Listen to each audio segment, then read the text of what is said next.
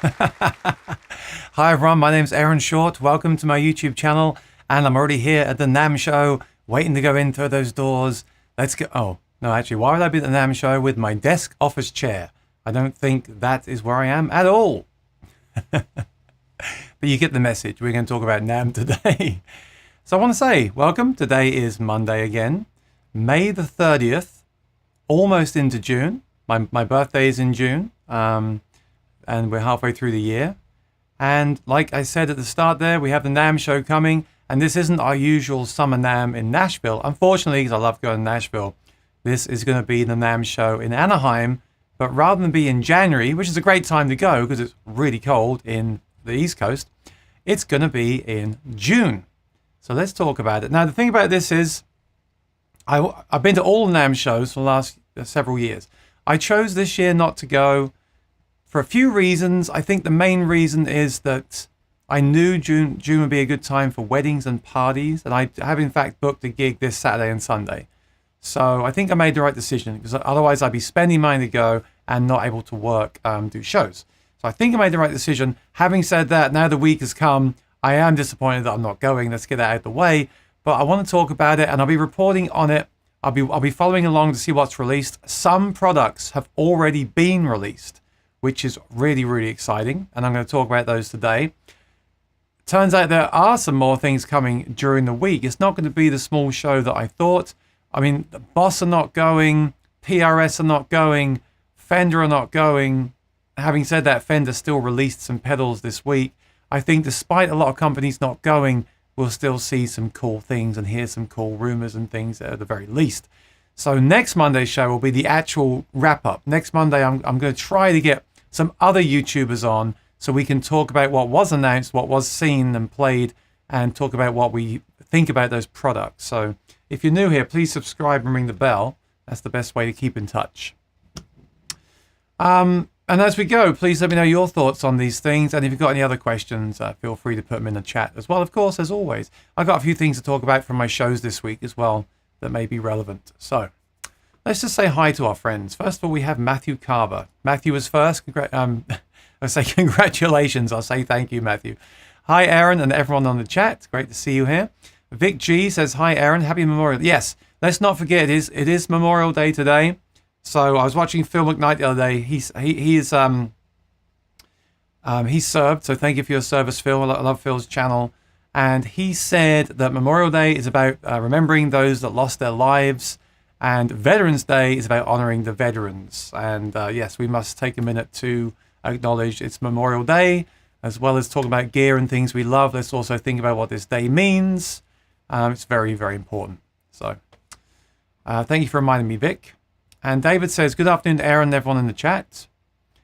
Jim said the same thing. Happy Memorial Day, and thanks to all the vets. There we go. Thanks to all the vets out there. A gorgeous summer day here in Vermont. Yeah, very hot and sunny where I am now, too, on the East Coast, Jim. Very hot and sunny. Kicho, how you doing? Good to see you here. I see you've got a mixing desk you got there. Are you in the do you have a studio? That's very cool. And Patsy Smith says, hello to everyone in the chat from Suffolk, UK. Yeah, so I played a show yesterday. I want to talk about it later because it was a fully instrumental show. And if you're a guitarist out there, a solo musician like myself that usually plays and sings at the same time, those shows can be interesting. So if we have time later, I might talk a bit about that and what it means for me and how I felt about doing it. I mean, I've done a few like that. It wasn't the first time, but I usually sing and play at the same time. So on those shows where I don't sing, it's interesting. I usually start off thinking, well, I kind of wish I was singing as well, because I see myself as a singer and a guitarist. But whenever I do those shows, very quickly, I just enjoy it because it is different. It's a different challenge. It's a different angle. And if you've never done a completely solo guitar show before, it's worth kind of figuring it out, because I think it makes you think about the arrangements differently and things like that. It went really well, so I'm really happy, and I hope to do more of those over the summer. And they were laughing because they said, where are you from? Are you from Ireland? Are you from Australia? I said, no, I'm from Suffolk in England originally. And they said, oh, you're in Suffolk, New York right now, so you should feel at home. Rosanna, how you doing? Good to see you. Happy Monday to you too. Awesome. Let me just take some water and let's get started. There's a few products that I really want to talk about. And by the way, actually, on a side note, I just realized something. I am very tall. You might not realize that 'cause I'm always sitting down. I'm very tall, and I realized that Teespring, who produced the Soundhole Sniffer shirts, a couple of things. One, I just ordered some new ones for myself, and I'll tell you why in a second. But I noticed they're now using a different brand, and I do like it. The brand is very nice. I always have to wash these when I first get them. They have a bit of that printing smell to them, so you want to wash them when you get them. And I don't put them through the dryer, I hang them up to dry. And then I've ordered, I didn't realize this, I've ordered the extra large tall size. They do tall sizes at Teespring, and I didn't realize that. So this one I'm wearing now is a tall size, and it's great for me as I'm 6'5". So that's really good info to know. If you like taller shirts, then Teespring do the taller sizes. And actually, just want to put it out there, I personally find that Teespring sizes run a little bit on the small size, so I usually go up a size. I'm usually a large tall, but in Teespring I get extra large tall, just so you know. Unless you like having tight t-shirts, of course, that's fine too. But yeah, I like the tall sizes. I'm glad they do them. It's really great. Felipe, hello from Brazil. Nice to see you here. How are you doing today? And Paul says hi from Montana. Great to see you here, Paul. Awesome. I appreciate everyone being here. So tell me, how do you feel? Are you excited about NAMM Week? What do you think?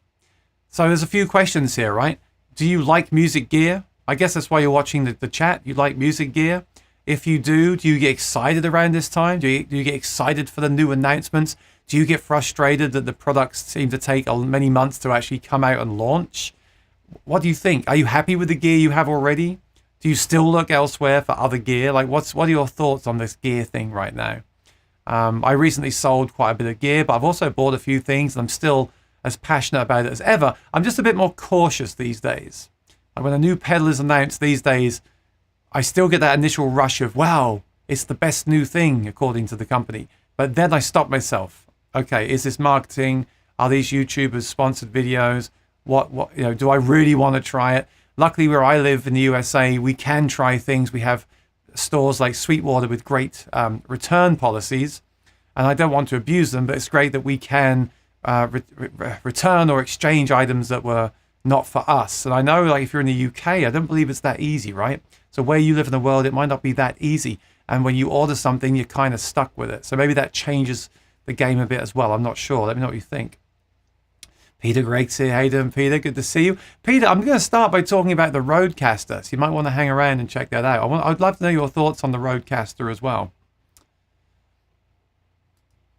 David's looking forward to the new UA pedals and the 2 Notes Revolt pedals. Yeah, let's talk about those. Let's start this program by talking about the products that have already been released. And then I saw Martin Guitars post yesterday. They're going to post a new guitar every day this week. If there's anything that really excites me, I might do a separate live stream or small recorded video during the week. But I'm probably going to wait until next Monday to discuss all these new products in detail. I'm hoping that Dr. McFarlane will be my guest next week to join me on this chat. So I don't know. He hasn't confirmed yet. He's a very busy doctor. But if he's available, we'll get him on and maybe a couple of others as well. And we'll do a group stream together and talk about the new products. Peter, let's talk about this Rde Caster Pro. I'm really excited for it. You know, of all the products that could be announced at NAMM for musicians, like new guitars and new mics and new pedals and amps, which there will be a few. There's the Amp X from Thomas Blug. Okay, these things are very exciting to me as a gear fan, but I'm really, really excited about the Rde Caster Pro 2. And that reason is that when I started live streaming, I'll just give you a bit of a history lesson. So I started live streaming at the start of the lockdown, right? I knew nothing about live streaming. I knew that Peter Gregg was streaming. I knew that my friends at Tone Wars were streaming. I'd never streamed before. I got into it purely because I was locked down and couldn't do my shows. Then I realized that, using software like this Ecamm Live here, I actually started with something else, but Ecamm Live, whatever, I can stream like this in 1080p. I can sing, I can play. And initially, I had many obstacles to get over. So one of those was the sound, right? When you live in an apartment with planes flying over, how do you get your sound right? So I started using the Line 6 Helix because it had a really good noise gate. Eventually, I invested in the Apollo Twin because you can use plugins. So I'm actually using it right now. I have a very nice shotgun mic up here. I have the Apollo Twin. I'm running a noise gate and a fancy preamp plugin. The problem is that that interface cost me over $1,000, and the plugins were additional money. So that is not a very budget-friendly option for a lot of people. Now, I don't regret the decision. I love the Apollo gear, and I love this interface because not only do I use it for streaming, I use it for recording, and some of their recording plugins are awesome. And by the way, these plugins run on the hardware, which saves your computer. Of course, I now have the M1 Mac, which doesn't really need any help with power. So maybe if I was buying today, I wouldn't buy it. I think as a serious recording musician, I probably would. But the product I'm now going to show you has got me questioning if I would recommend this to a lot of people anymore. And that product is this very one right here. Let me show it to you. Okay, so the Rde Caster is something that I considered when I was shopping for my interface. The reason I didn't buy it is it didn't have a way to plug in a guitar. It was all XLR inputs. So I found it wasn't quite right for my approach and what I do. Well, this new Rde Caster Pro 2 has fixed pretty much all the minor issues I had with it and added a ton of more options. Now, I won't go into everything today. A mutual friend of ours, Tom Buck, has one of these early, and he's done a rundown of everything. So check out his channel, Tom Buck. But this thing is really exciting. And if you're watching my channel, you're probably a musician, and you probably want to get into YouTube videos. Because I remember when we locked down, everyone was asking me to make a video about how I live stream. Now, at the time, I didn't really do it because I was still learning myself. But I will tell you this. Full disclaimer, I haven't tried this yet. Many people haven't tried it with the firmware. So I'm not going to tell you to pre-order or buy this right now because it may have some weird issue that I don't like. So I never do that anymore. I never recommend things without trying them myself.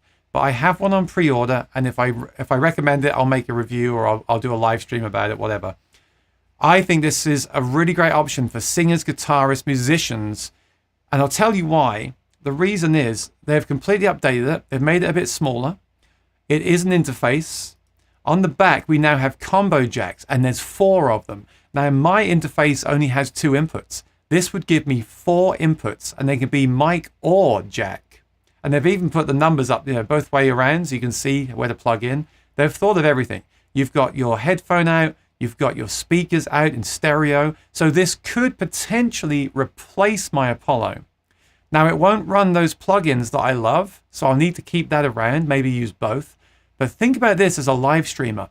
To plug straight in here with a mic and a guitar. And then what you have on the top is a really nice interface with a touch screen to show you all the levels and everything on the device. So the device is doing all the processing, much like my Apollo does. It also has a lot of things that I needed back then. It has a noise gate. It has the Aphex effects. I used to use those effects on my acoustic guitar years ago. They sound great. They have reverb, delays. So they have all these effects, and I think they have basic EQ as well. So not the kind of EQ that the plugins on the Apollo has, but I really believe as an all-in-one device, this will be a great option for most people. This will allow you to do interviews, demos, streaming, and these pads can be set up to trigger things like, I think things like this, for example. I'm using the Stream Deck right now, but that can actually trigger that. It can also trigger sounds, effects. It's got the voice changer, all those fun effects in here. So I think for the price as well, and I've only scratched the surface, right? This does a lot more. And these pads can be on different pages. Okay, it doesn't have any like text or graphics, but you've still got all these pads here to use. You've got different levels for different headphones.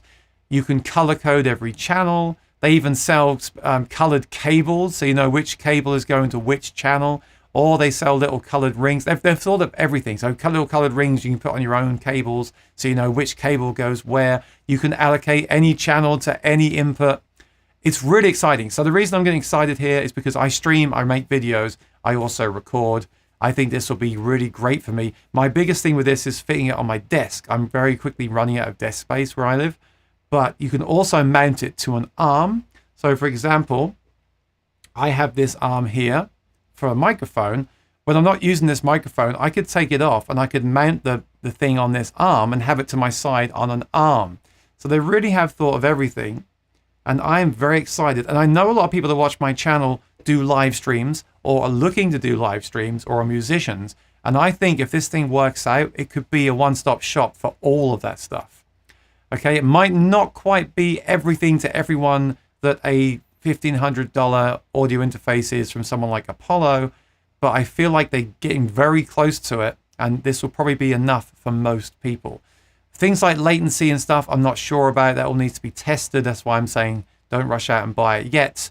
But I will be, I've ordered one, and I will be talking about it and using it on some streams, and I'm really excited. I think it's a great product, and I think that Rode are doing great things.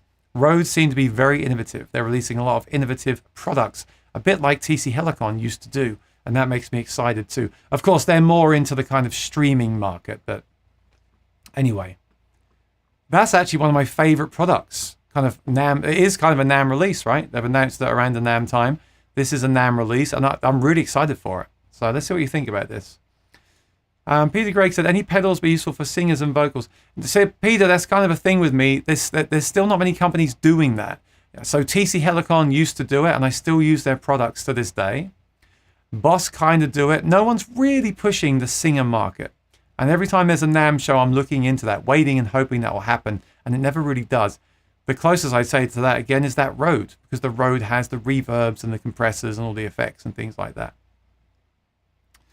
Okay, so hopefully Dr. McFarland will be here next week. Let me know. Lewis is here. How you doing, buddy? Another toy. Yeah, Lewis, I mean, if you're going to do live streams, I mean, there's just nothing that competes with that, right?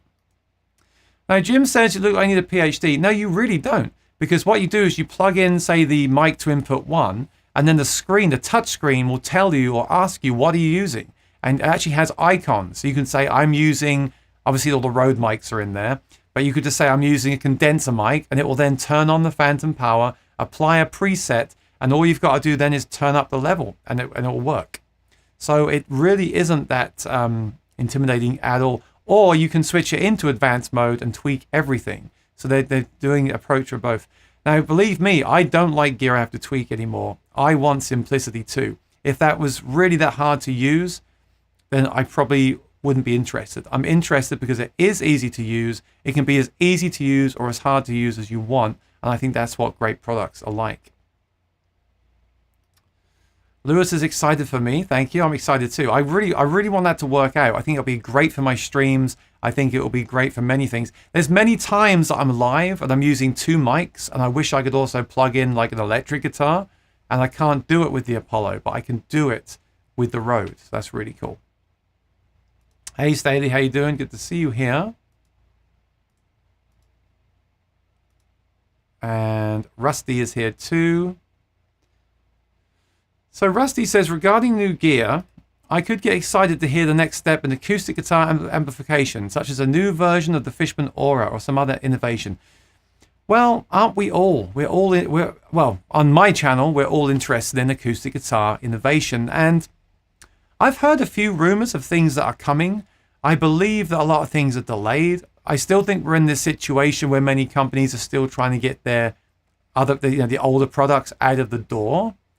And so that's what they're focusing on. I think some new products that were in the pipeline got pushed back while they're doing that. And we might see them next year or even the year after that. I mean, regarding acoustic guitar, I guess I'm looking for new pickups from LR Baggs, Fishman and Martin. I'm looking for new IR pedals that do it even better than the current crop. And I mean, lately I've just been using the Cole Clark. I'm very happy with the Cole Clark. I think that could benefit even more with maybe some further processing, but it's very good. It's a very good sound, even directly in my in-ears. I'm really, really happy with it. Yeah, that's a tough one. I'm looking for that too. I don't think we'll see it because I think the market before the pandemic was all about electric guitar amps and simulators. And I think the market now is even more that way. And you can see someone like Rode is pushing out gear for podcasters, well, not podcasters, live streamers, because that's obviously where a big market is these days. And also a lot of acoustic guitarists now are just using microphones to live stream. They don't even plug in anymore at gigs. So I don't think we'll see anything at this show. I hope we do. I really do. I was just thinking the other day as well. I used the Acoustasonic last week at the show. I'd love to see an Acoustasonic Ultra, because Fender liked the Ultra name. I'd love to see an Acoustasonic Ultra guitar with maybe Aura HD and some kind of app to edit and tweak the sounds to your liking and then store them. But those kind of products are just so niche, and I feel like if anyone's going to ask for those like you are, Rusty, it will be you and me and the people that watch my channel. I don't think it's a big enough market for them to do something like that yet. But I hope they do. Selfishly, I hope they do, because that's what I like, of course. McFarland says, Rode products are very easy to use. Yeah, and they said the previous Rodecaster had a lot of firmware updates as well, so I'm excited for that. I think if you want to start streaming, what you really need, or what you should get, I was just at the Apple Store today. Those Mac Studios look phenomenal. But I mean, even my MacBook Pro Mac is amazing. All the M1 stuff, apart from the Air, is amazing for live streaming. And then you just need something like Ecamm. Okay, Ecamm costs money. Usually goes on sale around Thanksgiving, I believe. But you can use OBS. OBS is great too, and it's completely free. But yeah, if you want to use something like Ecamm, it's very easy to use. And then you get something like that Rodecaster and one of their mics, which are pretty affordable. And you've got a heck of a live streaming setup, and you can just go live whenever you want. That's exactly what I'm doing here. I have a screen behind me. I have the Apollo, some plugins. Because that's the biggest thing with streaming. You want good audio, good level, no noise. I'm running a noise gate right now. It's really helping, and I'm sure the noise gate and the voice effects and enhancers in the Rode will make it sound even better. So I'm really excited to try that. Have I ever used MIDI? Oh, hang on. I got told off last week because I forgot to type a Q before the question. So I'm going to ask you, Jim, to type your question with a Q before it, okay? And then I'm going to come back and answer the questions at the end. So Lewis, yeah, that's coming out. I believe they're shipping those the end of June. So I think I've got a feeling that those Rodecasters are sitting in a dock or sitting in the warehouses of Sweetwater and Guitar Center, and they just are not allowed to ship them until Rode say they've got the firmware. Because I was watching some channels this week that don't even have the firmware yet. They've sent them the box, the product, and they can't turn it on. They can't use the features because they haven't given them the firmware to use it. I think Tom Buck got the firmware, but I think it's still a beta. So I think those Rodecaster Pros are sitting in the warehouses right now, waiting for Rode to say, okay, you can ship them out now. We've got a firmware which is good enough. And then they'll update the firmware over the weeks and months. So maybe don't rush out and get one day one. There could be some minor bugs with it based on that, and based on other products' histories, of launching a product brand new. I wouldn't rush out. I'd wait for me to review it, tell you I haven't found any bugs, everything's good, and then get one. I wouldn't be a beta tester. I don't really want to be myself, but I do have the channel. I can talk about it on the streams. Maybe I'm using that to justify the purchase, but I think Rode have a good track record. But just bear that in mind. Anytime you get a brand new product, as you know, with Quad Cortex or any new product, that takes a few weeks and months for it to kind of get cleared up out of the gate, right? That's just the way life is these days. You're welcome, Rusty. I use a Fishman triple play with sample tank on my iPad for solo shows, piano sax sounds. I'd love to hear that built into my Acoustasonic. So some people have added those to the Acoustasonic. But I'll come back to Jim's question at the end there and talk a bit about that. Let's stay on track, though. I just want to stay on track today. So we have the Rode Caster Pro 2. Really excited. I think that's my most anticipated product. I think it's going to be really great for me and many, many other people. Now, what else has already been announced? Well, I will show you right here. First of all, we have the Plethora X3. Now, there was a Plethora X5, which I tried and I wasn't particularly keen on it. I'll tell you why in a second. It's mostly all down to firmware, as these things usually are. So there was an X5, which had 2 extra buttons, obviously. 5 buttons, not 3. Bit more money, bit more features, 2 extra effects at once, for quite long. When they announced it, I was excited. I love TC Helicon. I love TC Electronic. This is TC Electronic. But when I tried one, it was an early firmware. There were many things missing. There was no tuner. A few other things I didn't like about it. So I never spoke about that on my channel. But this X3 looks interesting. There's been a few, again, all down to firmware, right? There's been a few firmware updates. It has a tuner now. It's smaller. It will fit better on a standard pedal board than the X5. The X5 was kind of long. and I saw it as like an all-in-one, and yet it didn't have all the effects that I would want. But this could go on a pedal board and replace 3 effects, all right?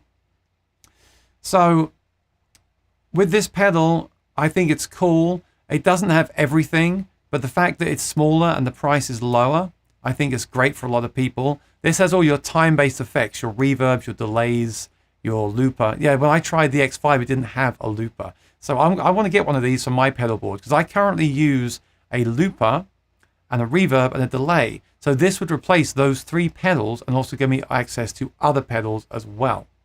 So I'm considering getting one of these for that. I think it could be good for acoustic players, but do bear in mind there's no like clean boost and there's no EQ. So it's not perfect for an acoustic player. It could have been. There's also no 2-button looper. It's a 1-button looper. I feel that this, with a couple of other effects, especially the X5, could have been a great all-in-one for acoustic players. But again, that's not the market they're going for. The market they're going for is the electric players who want their time-based effects from TC in one pedal. So I think this is cool. This is nothing new. This is just a smaller version of the X5. Okay. Then we have the UA pedals. I just spoke about how I love Universal Audio. They are now releasing their own amp pedals as well. You may have seen them. So yeah, so this is the interface that I use here. One of these Apollo twin quads, right? But they've now released their own amp emulator pedals. They recently released the effects pedals, like the reverb, the chorus, and the delay. Their stuff is very premium, a bit like everything else that they make, of course. What you get here, you may have seen the promo videos already, the reviews. $399, you basically get 1 amp. They've just done 1 amp really, really well. They got a couple of mods in there, a few mods, a few speakers. This is just very bare bones, very simple. Now, these things sound great, but the problem with me, and this is just my opinion, I always fall into the trap of wanting to try these things. I love using the real amp. I love using the real amp through the aux box. I love using just the real amp by itself. I find that these kind of pedals, every time there's a new one, it's the new thing. It's the best new one. It sounds even more like an amp, right? You've seen that meme where in the 90s, the guy says, the Pod Bean sounds just like the real thing. And then there's one of a Kemper. This sounds just like the real thing. So, you know, you get that. It's a lot of hype with these kind of things. What I will say for me, as much as a lot of people have seemed to be frustrated about lack of firmware for Quad Cortex, the amp sounds and the speaker sounds in Quad Cortex sound excellent. I don't really use it that often because I use my real amp. But if I need to use an emulation, I'll just use the Quad Cortex. For me, that's a better purchase. This at $400 is like a fifth of a Quad Cortex that has a load of stuff. And this really has just 1 amp. So this isn't for me. Yeah, I've tried it. It does sound really good. But it's still an emulation. It's still playing a mic'd cab. It's still just another, I hate to say it, I'll be honest, right? It's just another like amp modeler, but with 1 amp done really well. That's exactly what it is. That may be what you're looking for, but that's not really, it's not worth it to me. I've got a Quad Cortex and that thing is really impressive. People don't really give it enough praise. Everyone's so focused on the lack of firmware and what it doesn't do, and no one talks about how good that thing sounds. It sounds really good, and it's a great all-round product for like using with an amp, using by itself, using as an effects board, using as an audio interface. It's a really good product. I like it a lot. So I don't have the need for this. There's 3 of these though, and they are new products, and I am a fan of Universal Audio, and I've never used any Universal Audio product that I didn't think was excellent. That's why I love their interface. I love all their stuff. But yeah, we got that as well. We got some other things too. We got some new Taylors. I heard a demo on someone's channel. I didn't think it sounded great, but again, be careful with demos of acoustic guitars on YouTube, because sometimes they just haven't mic'd it very well, or they haven't, they've messed it up with the audio production or something. So you really want to try these things for yourself. But there is a new Taylor, which is the 700 series. I'm just looking for it. There's a 700 something, which is a different kind of wood. Taylor 700 series. There we go. And by the way, Taylor often do this deal, which is cool. If you buy a qualifying guitar right now, you can then buy the GS Mini, which I tell you what, the GS Minis are excellent guitars.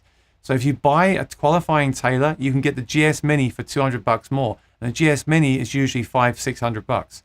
So if you're interested in Taylors, I'd probably do that. So for example, here's the new one, right? And again, I haven't played these. I've just heard a couple of videos. I'd have to try them to recommend them. But these are the Koa series now. That's the new updated version. And if you do buy one, then you can also get a baby Taylor or a GS Mini. I'd go for the GS Mini for $200 more. And that's a good deal, right? You can get the guitar and a GS Mini worth several $100s more. So yeah, I mean, it definitely looks very nice. But that one video I saw didn't really impress me. I'd have to try it myself for sure. All right, let's see what you're saying over there. I'll come back to those questions at the end. Lewis is going to work out. You know, Lewis, last week, I'm doing a different challenge each week for myself physically. So last week, I did the walking challenge. I did a 7.5-mile walk every morning at 5 a.m. And I think during the week, I ended up doing about 75 to 80 miles. And this week, I'm doing a bike challenge by cycling 1.5 hours a day. Good stuff. It's good stuff. I got to say, I was going to talk about that in a few weeks' time as well, because I feel better now. When I perform, I feel better.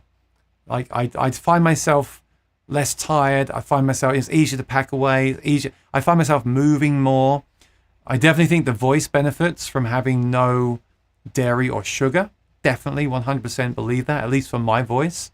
I have had a bit of sugar the last few days, but I was doing zero sugar, and I felt after a week this difference in my voice. So I think it's really important, and water, of course, as well. So bear that in mind if you sing. Try that out if you want to try it. So they're the kind of main products that have already been announced. Now on Wednesday, Thomas Blug is going to demo the Amp X for the first time. Now this is exciting. I like the Amp 1. The Amp X sounds like a great step forward, but there's a lot of hype and excitement, and I mean, it's only a prototype that he's showing at the NAMM show.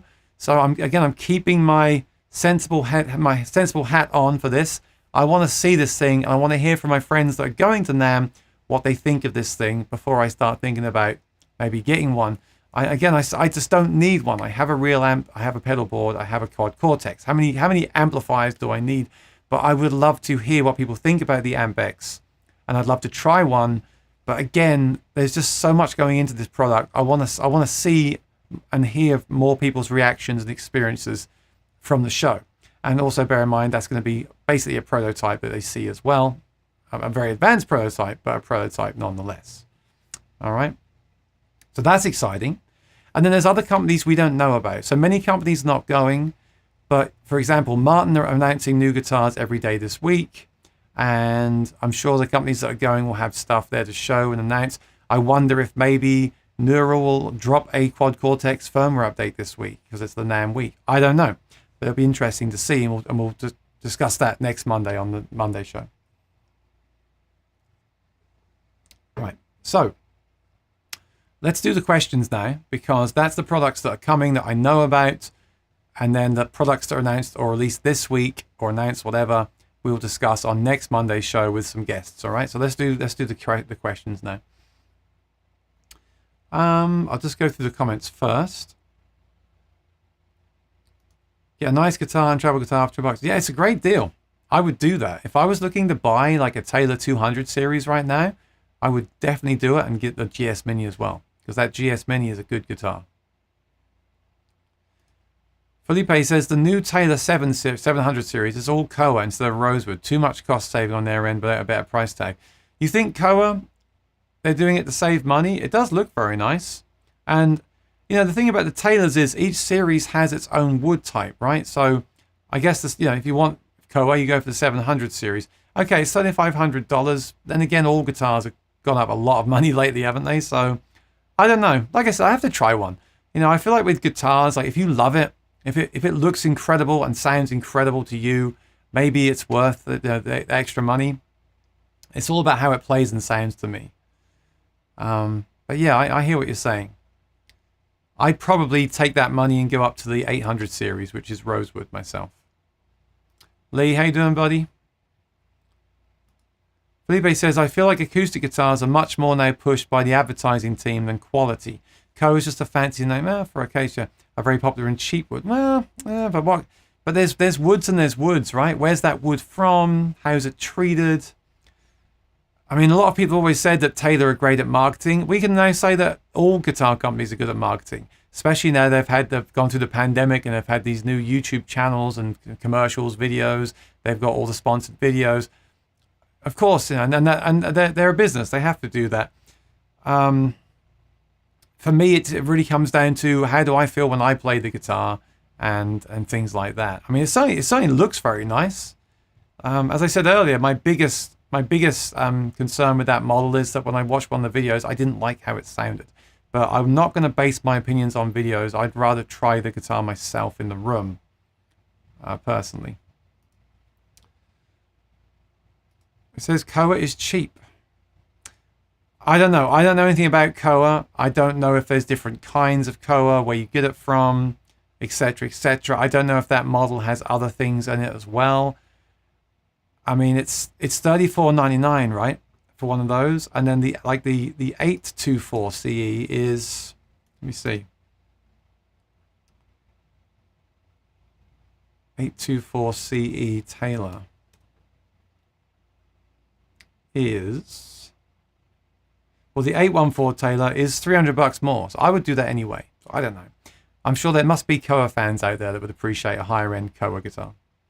Because remember, a lot of the Koa guitars that we see, like some of the GS Minis, they're laminate. This is solid Koa at least, right?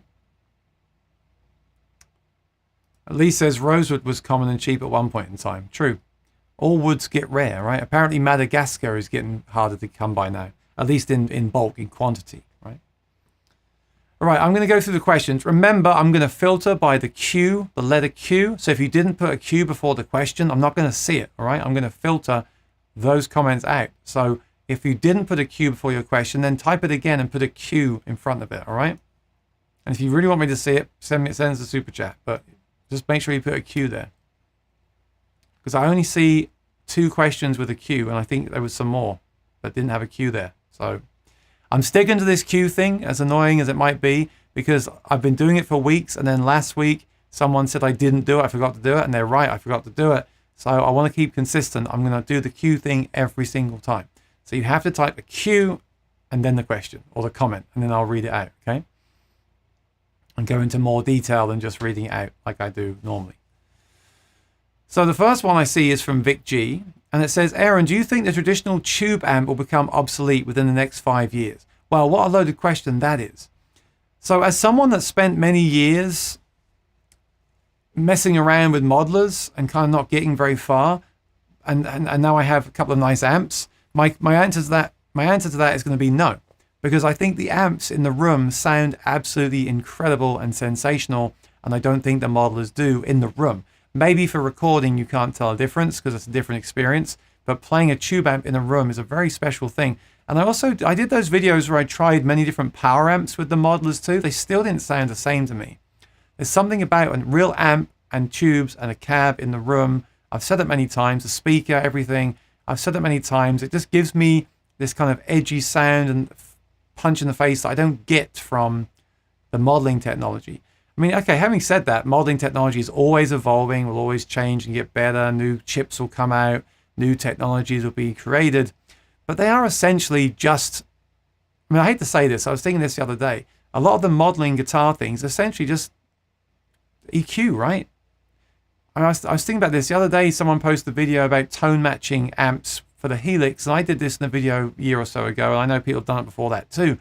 But all I did was I just took the model, which is a recreation of a certain amp, and I just tone matched that, because that was a Princeton, so I just tone matched it to my Princeton, and it sounded more like my Princeton. But it still doesn't sound exactly like my Princeton. And I still can't change the controls because I've just taken a picture of those controls. I haven't actually modeled it.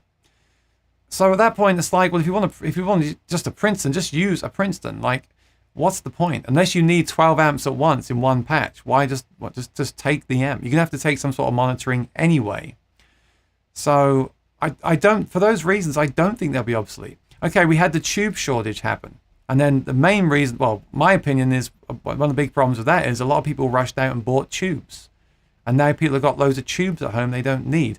But I needed some tubes last week, and I found them online, and they weren't marked up that much comparatively to other items. So I got some spare tubes for an amp that had a bad tube. So I don't know. I can only talk about my experience. And in my experience, there's nothing like the tube amp in the room. For that reason, they will not go away. I think the only way that can go away is if they give us a product that actually sounds better than a tube amp in the room. And I don't believe there's any digital product that sounds better. There might be some that sound as good if you think of them as being mic'd up in another room compared to actually doing that and then wearing headphones.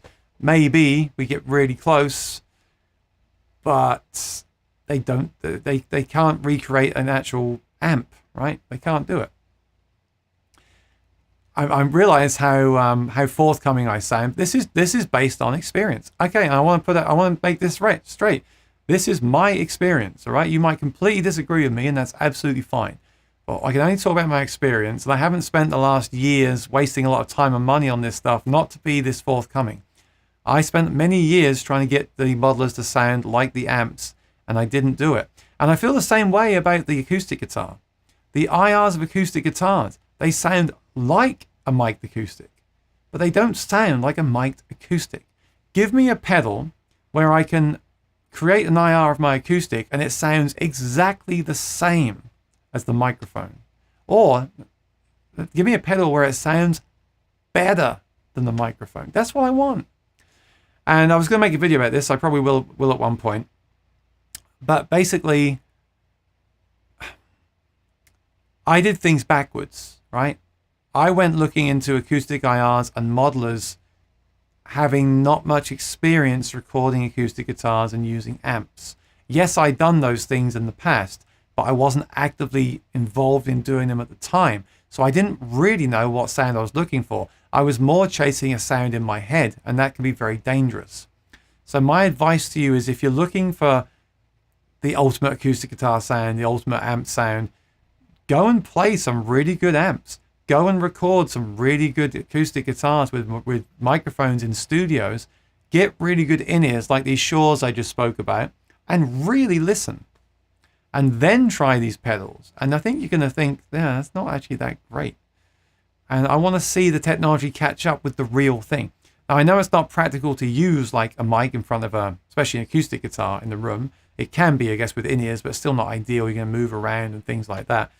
But that's why I like the Cole Clark now. It doesn't sound like an actual mic'd acoustic still, but it has those qualities. And it has some qualities that are actually better because it's got a fatter kind of direct tone than the mic.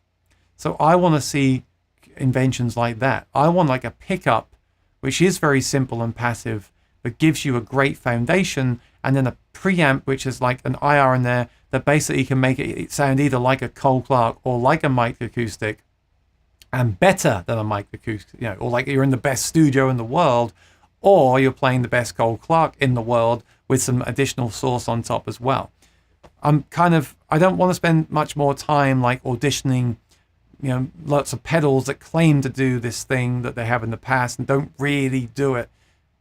I'm not really interested anymore. I want the real deal to come along, right? That's the kind of thing I want to talk about. And I totally understand that I'm being very demanding, and it's not fair of me to make these demands of companies, but that's what I want to see. I want to see real innovation. I want an acoustic guitar with like a K&K, a small preamp, and it allows me to do all those really modern things. Like I said earlier, I love the Acoustasonic, but I'd love an Acoustasonic Pro, Ultra Pro, with stainless steel frets, an app, and new Aura technology to allow me to go between a mic'd acoustic and a direct acoustic and everywhere in between, and everything sounds good. It's a reason I like the Apollo Twin. Everything in that Apollo Twin sounds good. It's really hard to get a bad sound out of an aux box from Apollo Twin, the universal stuff. Really hard to get bad sound out of it.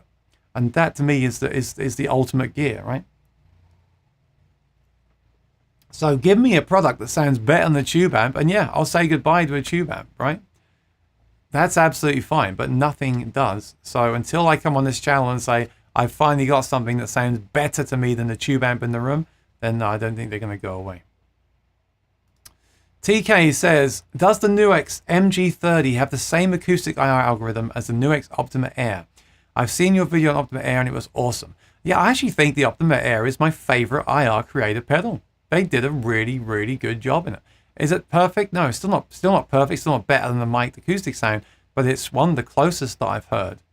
Oh, by the way, quick thing on that, on the side of that, do you want a mic'd acoustic sound at a gig? That's a question you want to ask yourself as well. But they did a great job on the Optima Air for sure. And the fact they let you take the IRs out and use them somewhere else. Thank you, Nuix, for being that generous. Does it use the same algorithm? I'm just going to guess and say yes. I don't know. If you contact Nuix, they're very helpful. They'll probably tell you. But I don't know. I'm just going to guess that it does. I'm going to guess all the acoustic IRs are the same algorithm in the Nuix stuff. Again, I hope they continue to develop those algorithms into the future. And that is a good pedal. If you want to play around with making IRs, check out the Optima Air. It's a good pedal. I covered that one, Felipe. And there was no. Why is there no Q there? Why is there no Q when it came up when I typed a Q? Did you type something with the Q? Oh, quality. That's why. Jim said, Q, have you ever used a MIDI sound when gigging? Yeah, I tried it once. I tried it. So I reviewed the Fishman triple play. And the reason I reviewed that is because I wanted to try it at gigs. I had this idea as a one-man band, right, to use MIDI sounds. So that's why I stuck it onto my Martin and damaged the finish, by the way. Don't use what they give you. Use 3M. And be careful, even if you do use 3M. And it was okay. It was pretty good. Like, I could trigger things off. The problem with me is, it's funny with me because I'm so like, hey, let's figure out the MIDI on the Boss Looper and program it with the Morningstar 8-button foot switch. And I'll show you how I've been up with, you know, I love all that stuff. But when it comes down to actually performing, I want simplicity, because I found myself using it, but I found myself like fiddling too much. You know what I mean? Like I had the iPad on the stand and I had the Fishman app on there. And then I had to like switch the connector. So I had a different sound coming out of the output. Now, don't let it I don't want to put you off, because I've got lots of friends that do this and they do it really well. A few YouTubers do it really well. So don't be put off by what I'm saying. It's just, I just found it's like, it's another thing to take, another thing to worry about, another thing to plug in.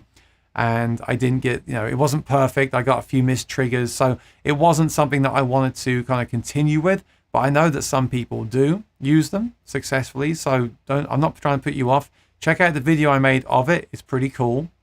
But my rig these days is like the Cole Clark into the Play Acoustic, out into some kind of PA system. And I sometimes add a drum pedal. I sometimes add other pedals. But I love the streamline stuff. I really do. So that's where I'm at with that. So I have tried it. It was pretty cool. But bear in mind, it's another thing to get the levels right. You might want a volume pedal for it to swell in the strings behind you. I'm just thinking back to it now. It was a few years ago, wasn't it? Like 2 or 3 years ago. I did get some good sounds because the pads are excellent. So while you're playing like a chord on the acoustic, it can trigger a pad behind it of like strings or something. And that really fills the sound out. So it's something that's worth considering, yes. But I ultimately haven't tried it lately again. Okay, Scott says, best PA equipment for solo acoustic duo gigs. Okay, so this is something I've actually been thinking about this week. So this will take me a few minutes to answer.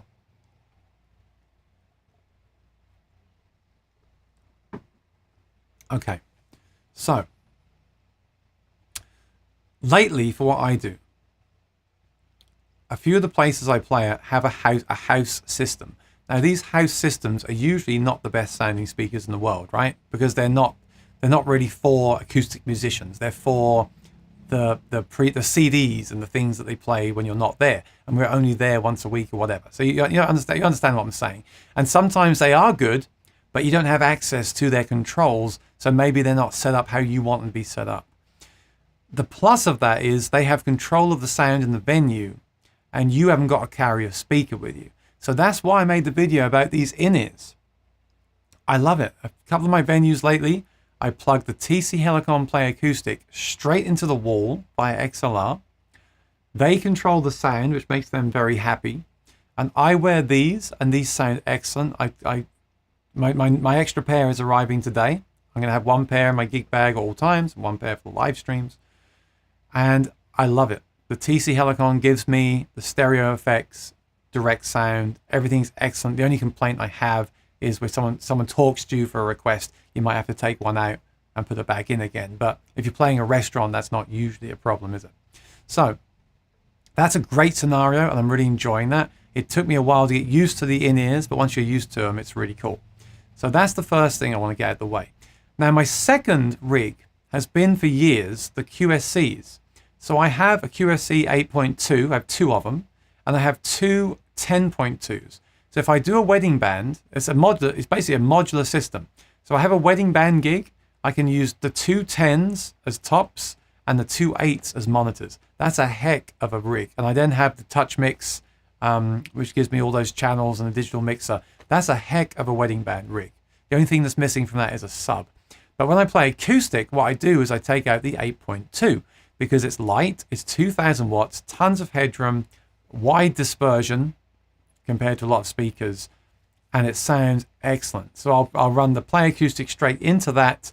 Sometimes I'll use the external mixer, either the Elite Acoustics, a little tiny one that I reviewed on the channel. I still use that every week. I have a friend of mine came to a gig last week who really enjoyed it, wants to get one too.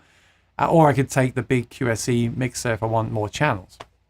That served me well for that kind of rig has served me well for about 20 years. I love that kind of rig.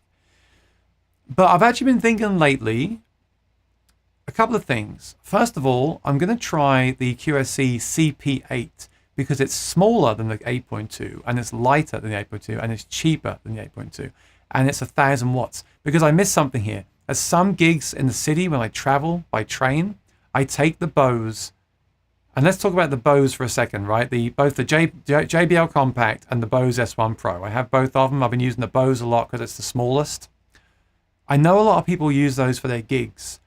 I don't really love it for that application. I think that's a great product if you're busking or if you're playing on the beach and they have no power. It's a great product. Don't get me wrong. But that thing doesn't have much headroom. And when you're in a noisy bar, I've been using it on Fridays recently. In a noisy bar, it just starts to break up and go all spongy sounding really quickly. And I don't like that. I want my acoustic guitar to come out of a very high quality speaker with a ton of headroom so you get that punchy tone. So I'm actually going to probably stop. So I was looking into the QSC CP8. It's their kind of budget version, but it's only £3 heavier than the Bose and it's 1000 watts. So I think if you don't need battery power, you shouldn't be playing through this. Again, my opinion, this is all me, right? If you like the S1 Pro, I'm not judging you, but for what I'm doing, I want to use the CP8 for those train gigs and carry 3 more pounds. It's doable to me, and I can have a really high quality sound from that speaker. So that's something I'll be doing in a few weeks time. I'll make a video about it, so watch out for that. And then the other flip side of that is I've also noticed with those kind of speakers behind you, especially in tight spots in bars, you can get feedback. Now you can notch out feedback, you can use a feedback buster, etc., etc., etc., right? But one more thing I've considered trying over the summer is something like the Pro 16 Bose system, which has the widest dispersion of any tower system. And I'd probably do something like put that in front of me, say in like a club where they're having dinner, a wedding. I'd probably put that in front of me so there's no chance for feedback because they're pretty feedback resistant anyway, and it'll be in front of you, so you get no feedback, right? Hopefully. And then stand behind it and wear in-ears. I'm thinking that could be great. And then record a loop, walk out into the restaurant or the dining room, use your phone to set that volume of the recorded loop to like where you could talk over it and enjoy your meal, and then stand behind it and turn up your headphones to the volume that you want. I think for a solo acoustic musician, that's a really good way to go because I see more and more venues lately asking me to turn it down. They want music, but they want it to be background music. And that can be a real problem with some speakers because they don't kind of give enough oomph, and you get a level on a PA speaker where it really starts to kick in and come alive. And if it's below that, same with the tube amp too, if it's below that, it kind of sounds a bit muffled and weak. It's all the law of physics, right, and sound. So they're the three options I'm considering lately. Direct to house system with in-ears. I would always keep the QSC rig of the, I guess it'll be 5 speakers now, because that'll be great for a wedding. I can have 3 monitors and 2 tops. So I can do any wedding with that, any size wedding. And then I'm going to try the Bose system over the summer when they come back into stock to see just how good they sound and if that is an option. Bose Direct actually do a 3-month trial, so I would try that. Now, I know what you're thinking. Why is he not talking about the JBL? Well, they just released an update for the app. It's still not fully fleshed out. And the JBL, it is a good system, but it doesn't have such a wide dispersion as the Bose. And I'd also like to make that video too, JBL versus Bose, because I know a lot of people are interested in that video. So this is just some thoughts I had this week playing shows. This is not concrete. This is where I'm at right now. For many years, I just simply used one powerful PA speaker on my right side, and I just stand beside it and slightly in front of it, and that's how I do my sound. But lately I'm thinking, how can I really get the best sound for all my shows? Right. I hope that helps. John says, "Oh, you're really, you're working me hard this week, guys. I like it. Which preamp for a passive pickup do you prefer?" Well, I'd rather not use one at all for a few reasons. I mean, first of all, I don't want to carry extra pedals around at the moment with where I'm at, what I'm doing right now. And I don't think a lot of passive pickups sound as good as the active ones. Like my favorite pickup, as you know, is the Anthem and the Cole Clark and the Acoustic and the Maton. They're all active systems. So, and also with preamps, it's kind of weird. A lot of those acoustic guitar preamps are basically just little mixers, aren't they? Why not just get a great mixer? Why not get the QSC Touch Mix 8? That's a really great, or the why not get something like an HX Stomp as a preamp? Then you've got effects and loopers and things as well. So I do like, for example, the Sun Audio is very good. That is a good preamp. But even those really good preamps like that, they only do one thing. Whereas something like an HX Stomp would do more. I don't use HX Stomp lately at my shows, but I would take it to a gig where I had to use a passive pickup or something like that. Because it's such a great small form factor. I think it's the best pedal they make. But honestly, I'm kind of over that stuff now. I like to have a guitar which is good to go. I keep talking about Cole Clark. I mean, they've given me nothing, right? I don't owe them anything. They sound really good. They're powerful. They play great. And also, I like to relate my gear lately to real world. So I just did my review of the Martin that I bought, the Authentic. I really enjoyed telling my story of how I got that guitar. And I really enjoyed telling the story of how I'm using in-ears at my gigs. And I guess my story with the Cole Clark would be, it's a guitar that plays great, looks good, sounds great, is versatile, has built-in controls which are very useful on stage. It doesn't pop when you pull the guitar cable out by mistake without muting it. It doesn't pop, things like that. It sounds really good. And to back up my thoughts, most importantly, people that work at the restaurants I play at have told me it's the best sounding pickup. Musicians that have come to jam with me on Wednesday nights at my gig down the street have told me it sounds excellent. And that's the kind of stuff I want to talk about on my channel. You know, what do I like? And again, I don't want to offend anyone that loves the K&K. I'm not saying I don't like it. K&K is very good for what it is. But I want to talk about my experiences more than to, you know, I've done some sponsored videos and things, but, and of course, yeah, why wouldn't you if you like the product and you can do a sponsored video? But I want to talk more about my experience and my thoughts. And if it doesn't work for you, okay, that's fine. Not everything will work for everybody. I'm not saying what I'm saying here is perfect. I'm not saying that I won't change my mind next week, because I change my mind a lot about many things, but the Cole Clark is excellent. And if you don't have one, you should consider it. The biggest problem with Cole Clark is there's not many Cole Clarks in the USA right now, and that sucks. I want to see him get more models over here with the updated preamp, and then more people can try them, and I think they'll be impressed. That thing has been a real workhorse, and it's been excellent lately. You know, of course, I've started thinking about, oh, I like to try something else, or that's just how my mind works. But I really, if I had to pick one plug-in guitar right now, it would be that. It would almost be the Acoustasonic. I want to say Acoustasonic for the electric pickup, but the plugged-in acoustic sound out of the box is not as good as the Cole Clark. But I'm gonna do some investigations and see if I can improve it somehow. So that doesn't really answer your question, John. Check out the Sun Audio DI. Very good. If you want something very small for a K&K, their small preamp is very good and battery powered. That's the kind of thing you can keep in your gig bag and what you won't even know it's there. And of course, maybe check out something like a VoicePrint DI. That works very well with the K&K I found, but it's another pedal to carry around and plug in.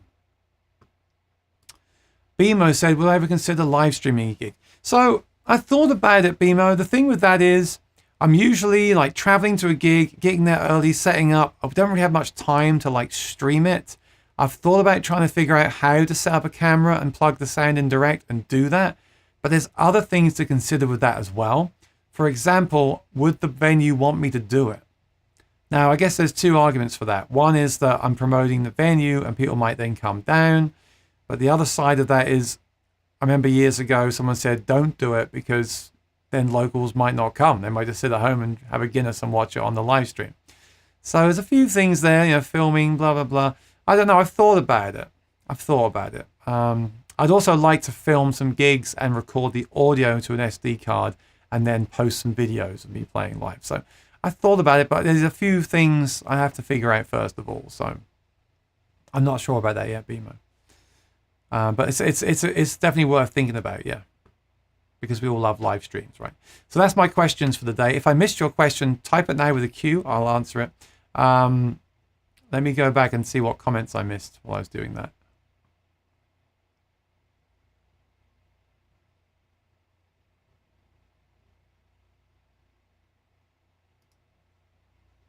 Koa is aesthetic and moderate on the tonal scale. If it's plentiful, it's a sustainable decision. Yeah, I don't know much about it. I'm not owned a Koa guitar, so I'm not going to get into that today. Analog feedback loop. Once again, I'm confused by Poo Ninja's comment.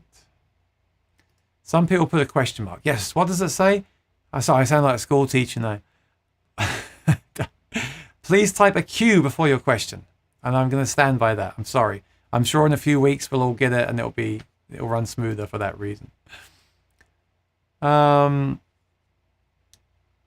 Will I be at NAMM? Would love to meet up with you at the Court, Taylor or Martin booth. No, for Music Therapy Lads, I'm not going. I said that at the start of the show. For the first time in years, I'm not going. And I gave my reason as well. My reason is several things. It's going to be really hot. It's going to be expensive to fly and stay in the hotel. I'll probably, when I go to California, I usually spend $2,000 at least.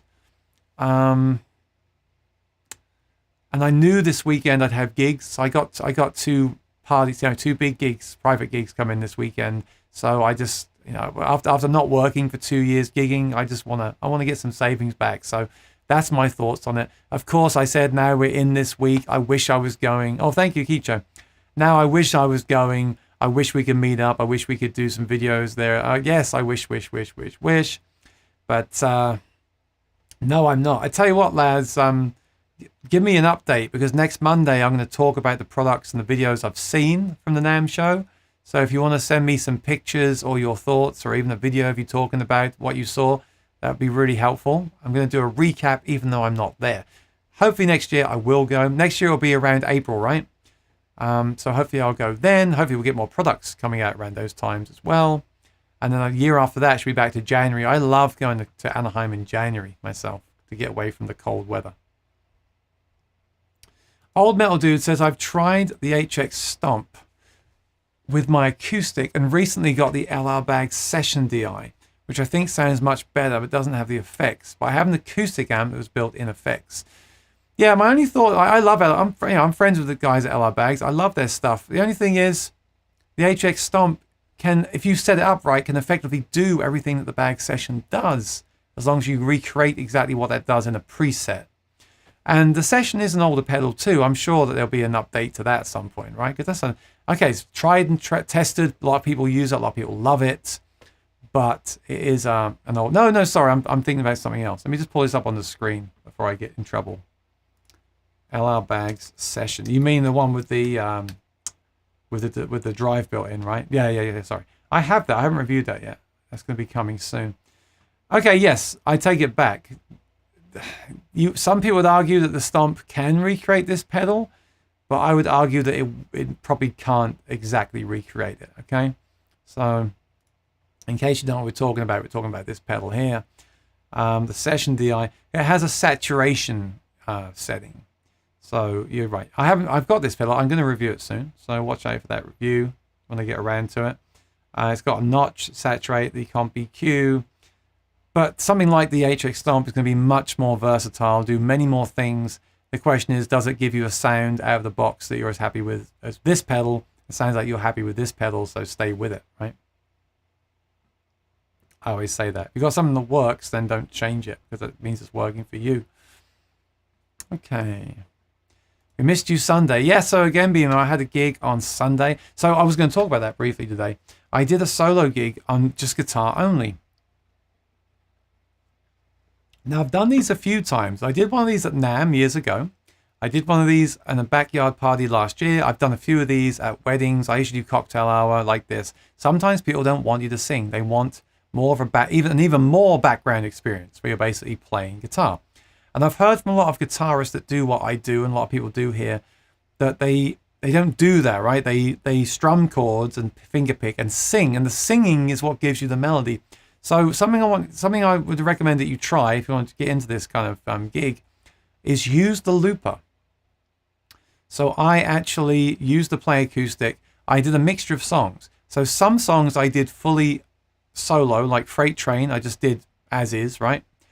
And then for songs like Free Fallin', I would record the backing guitar, the rhythm guitar, and then play the melody over the top. And what you come to realize is a lot of acoustic music, a lot of popular music songs are the pentatonic scale, and usually 3 of those notes are the pentatonic scale. So you can actually play those songs very easily. And then what I do, once I've given the melody to the audience, is I'll solo and ad-lib and improvise. I've got to say, whenever I get those gigs, I always think to myself, oh, I'd rather sing. In fact, I've even said that to some people. Are you sure I can't just sing?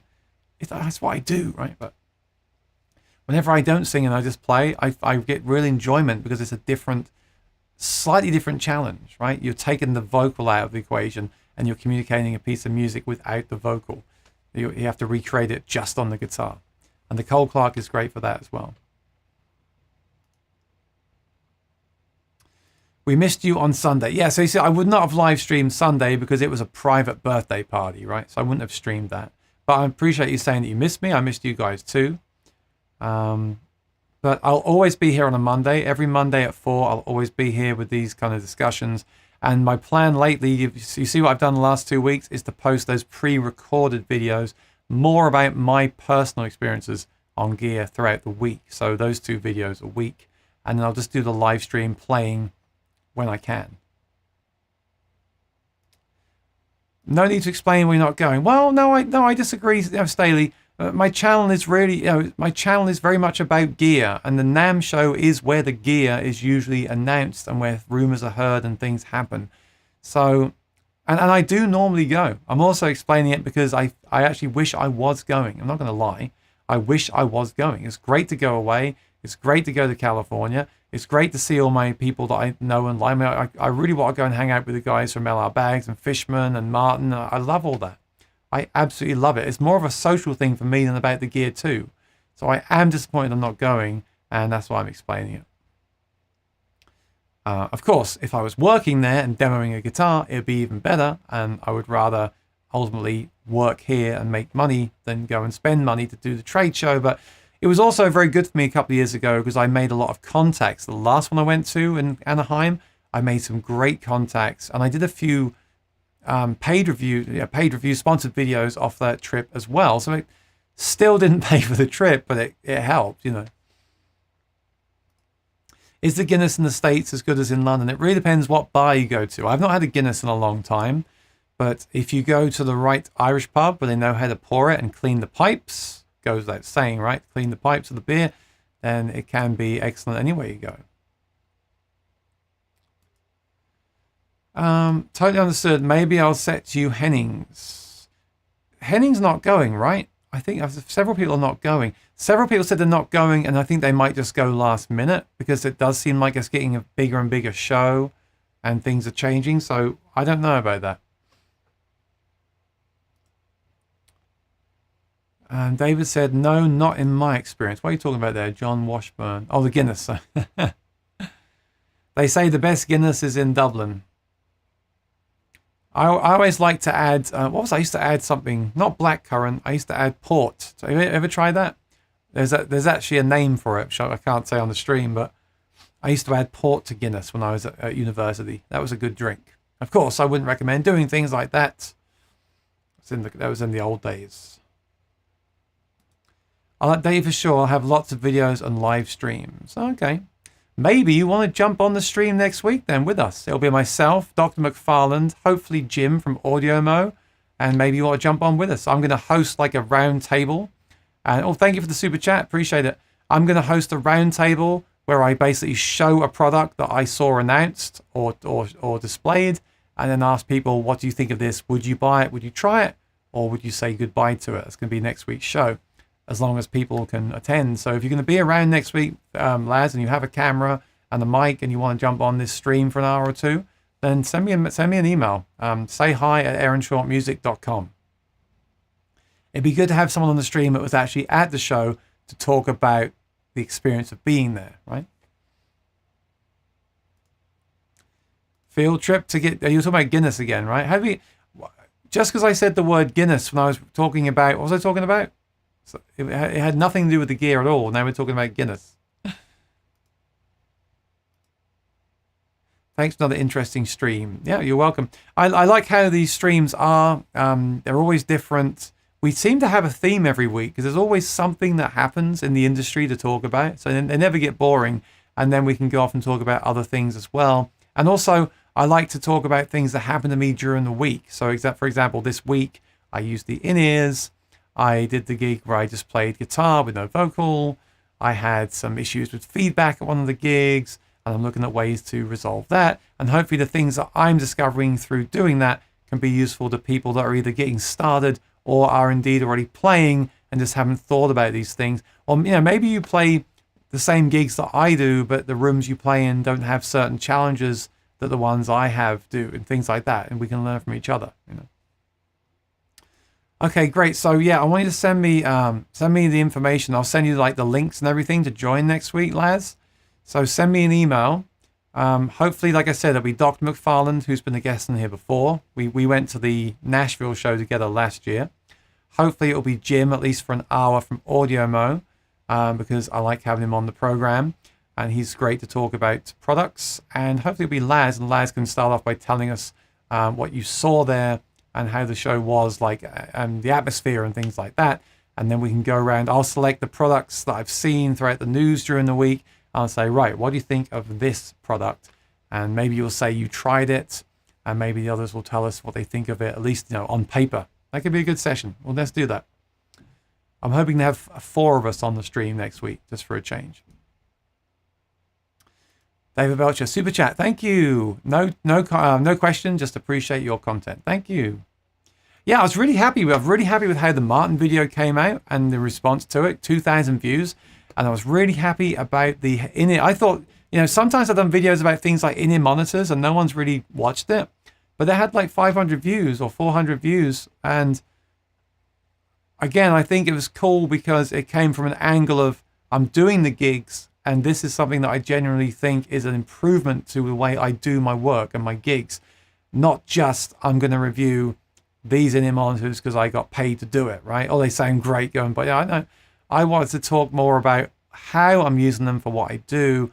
And then the fact that I could also try out those more expensive ones and compare it to the cheaper ones I have recommended before just seemed like a nice progression on from those videos in the past. So that was really cool.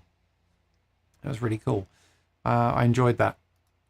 Yeah, it's really good. So this week there'll be another video, either a review of something that's on the backlog, or some thought about something that's happened to me at a gig or something like that. There'll be at least one, if not more, a week. So all you want to do, if you want to follow those, is to subscribe and ring the bell. Make sure you press the bell notification and select all notifications, and make sure notifications for YouTube are turned on your device. And then you should get a message every time I go live or post a video. That's the best way to stay in touch.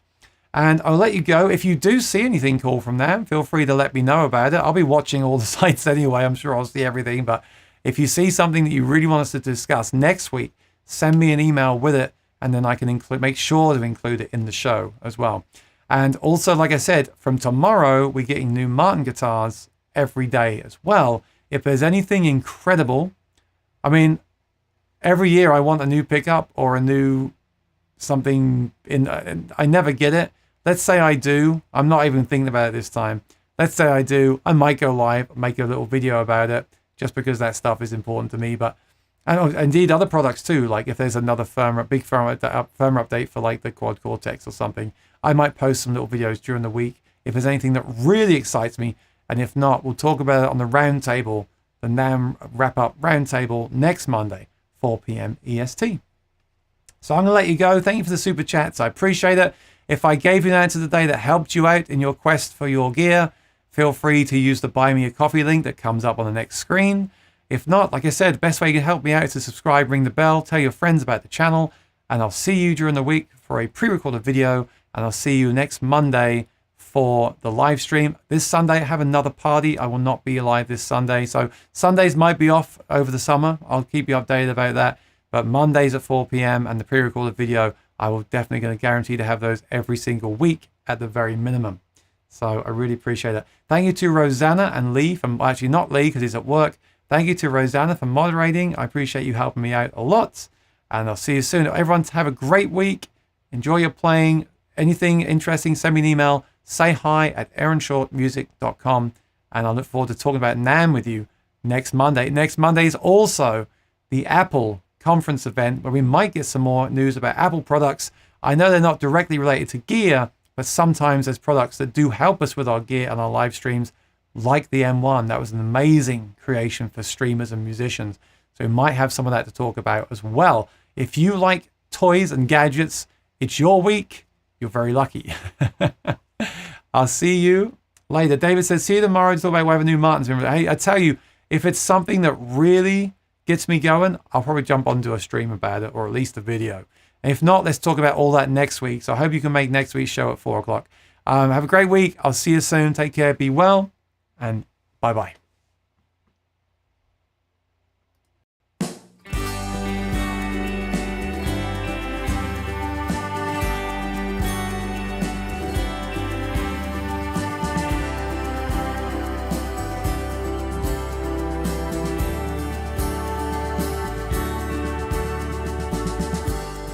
Meet me at the station at midnight.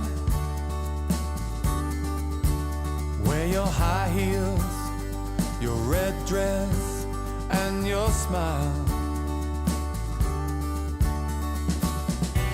You look just like this other girl I knew.